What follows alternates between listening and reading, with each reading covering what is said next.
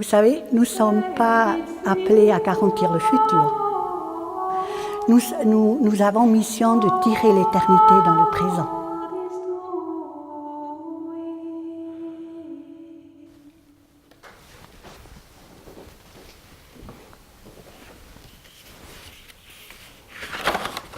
Alors, ce document qu'on appelle la charte de fondation, c'est un document où l'évêque de Lausanne, qui s'appelle alors Jean de Cossonay, autorise et donne son assentiment au fait d'avoir une communauté qui construit ici un monastère.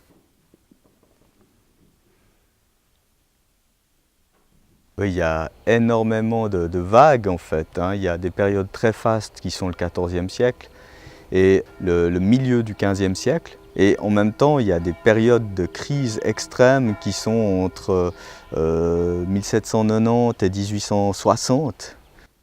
Au début du XXe siècle, on arrive sous la mère Luthgarde-Ménétrait à placer la Fille-Dieu sous la nouvelle obédience de la stricte observance. Et on va connaître un grand nombre de vocations et avoir jusqu'à 40 moniales ici à la Fille-Dieu.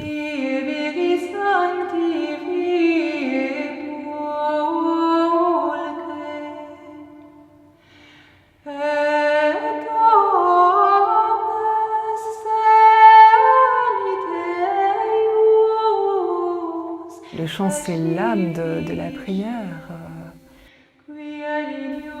Je crois que le chant permet d'exprimer ce qu'on ne peut pas dire avec les mots. Cette bibliothèque musicale de la Fille-Dieu qui compte 138 documents, en tout manuscrits imprimés musicaux. Tous ces documents ont échu au monastère de la Fille-Dieu. Ils ont été conservés ici pendant des siècles et on en conserve encore quelques fragments. Donc là, c'est un recueil factice d'une dizaine d'éditions publiées chez Pierre Athénian entre 1545 et 1550. C'est très important parce que c'est le tout début de l'impression musicale, hein. Ce sont des éditions de motets, de chants sacrés, dont certaines sont uniques au monde. Donc c'est vraiment très très précieux et ça montre aussi la vitalité de la vie musicale et de l'art polyphonique pratiqué à la Fille-Dieu.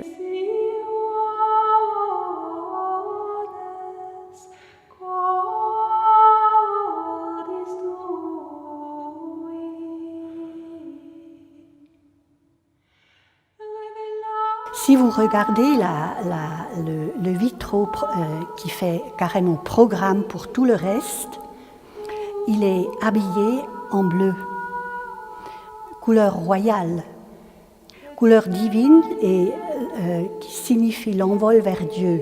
Vous avez donc le sanctuaire, je venais de vous dire, c'est tourné vers l'est. Et au moment de l'aude, c'est-à-dire la prière matinale, le soleil se lève. Et vous avez tout l'effet vraiment, et on chante même les hymnes, ces pièces lyriques, vous savez, qui chantent la lumière du matin, qui est finalement, qui symbolise le Christ ressuscité et surtout qui reviendra en gloire.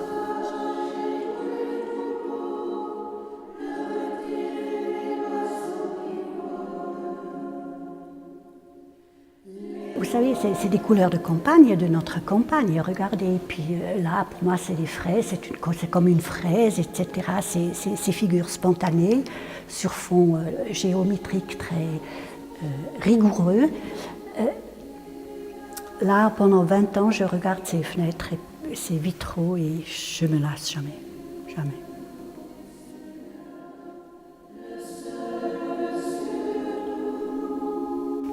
Nous sommes sur la propriété de Dieu. Alors, c'est dans cette mentalité que nous essayons de vivre et à vivre dans notre mission. Pas à survivre, mais à vivre.